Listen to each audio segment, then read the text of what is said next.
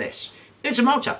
Now a motor and a generator are the exact opposite of each other. If I put power into a motor, it'll spin. If I spin a motor, I'll get power out.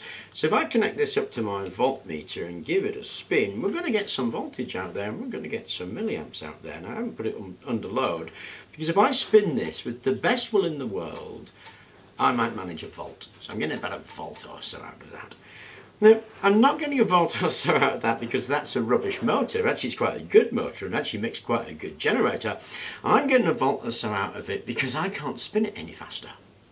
Generations relates directly to three things: strength of the magnet, number of turns of wire, and the speed at which you spin it. Now, I'm a human being, I'm not a Superman. All I can do is spin that at a certain rate with my fingers and it's going to generate a volt. It doesn't generate a volt because the motor's rubbish, it generates a volt because the method I'm using to spin it is rubbish. I mean, I can't get any more spin than that. Physically just can't do it. But I can get a method to do that, and that's sitting right here. Here what we've got is a massive wheel. There's about 120 teeth on that, going to a little wheel about 12 teeth on it. So we've got a 10-to-1 ratio. Every time I spin that once, that'll spin 10 times. So we've got 10 times faster spin. And what we're doing is converting my rubbish human abilities, which is pretty slow in terms of spin, into a faster spin that I couldn't possibly get. Now we have a price to pay for that. When I was spinning this, it's dead easy. I can feel it. I can feel it's really easy to do. And because I'm much stronger in my arms, so although the speed will go up, so will the strength needed to turn it. The turning force goes up, or the torque goes up. So I have to apply more force here at the handle to turn this to get that speed. So whenever we try to get speed, then there's a trade-off between the speed of something and the force required to turn it. Now I could keep on going with the gearing until I can get it to a gearing which is just huge, but I wouldn't be able to turn it. Because although this turns 10 times faster, I need 10 times more force applied to here in order to be able to turn it. Now I can do that. I have enough arm strength to be able to turn that with 10 times the force. But 100 times the force? Probably not. Now when this goes on load, of course, it has even more. But if I just give that a spin,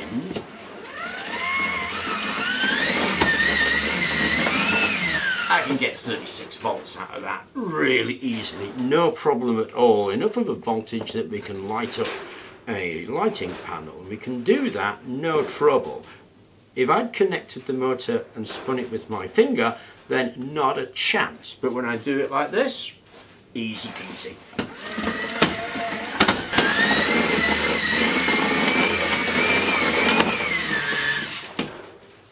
So I can get quite a lot of energy out there by using a gearing system, even though the motors, they're the same motor. So the motor really doesn't have that much to play at this stage. What's important is the amount of force I can put in here and how I can physically transform it into something that I can't do. I can't get the speed, but the gearing can get the speed. To pay for that, I have to put more torque in, more turning force in. So we can't keep on going because eventually you get to a limit where that turning force is much greater than your ability to turn it by hand. Now this happens with everything. It doesn't matter what it is, that rule still applies. The turning force goes up as we gear it for an increase in speed, whether it's a windmill or a water mill or an engine, that will still apply. And it doesn't matter if it's me or any of those other mechanical inputs trying to do that, the amount of force we need to apply to get that to spin quickly will reach a limit depending on the gearing that we use. Now the amount of force I can put in there is obviously dictated by my arm strength. I'm only physically able to do that to a certain degree, and that will get me a speed when I get that degree, and that will get me a fixed amount of power out. We can't increase it because there isn't any more force available. Now Rob works next door and he's a pretty strong fella. He could apply more force, but that's because he's stronger.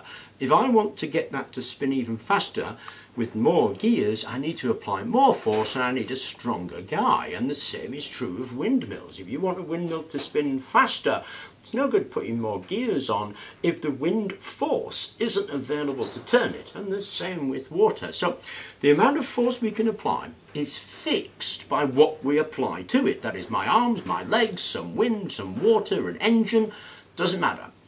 Whatever can be applied there from how we apply it is a fixed amount of force that will come down to a fixed speed when the torque requirement or the amount of force we need to turn that is limited by what we're putting in there, the input force.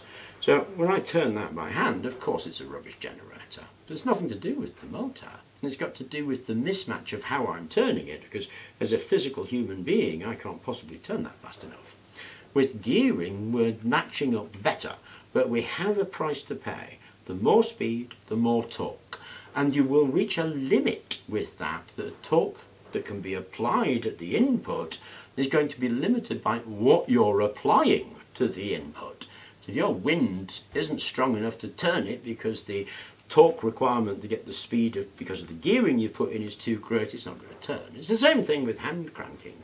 It's the thing to learn from hand cranking. Building hand crank generators is a lot of fun because you do get something out of it, but it teaches you a lot about what you need in terms of the force applied, the gearing and the torque requirement for what you get. I thought I would share those ideas with you because we're doing a fair bit on generation and hand generation. And hand generation is not to be sneered at because the learning opportunity in hand generation is awesome. Anyway, I hope you enjoyed the video. Thank you very much for watching and please remember to like and subscribe.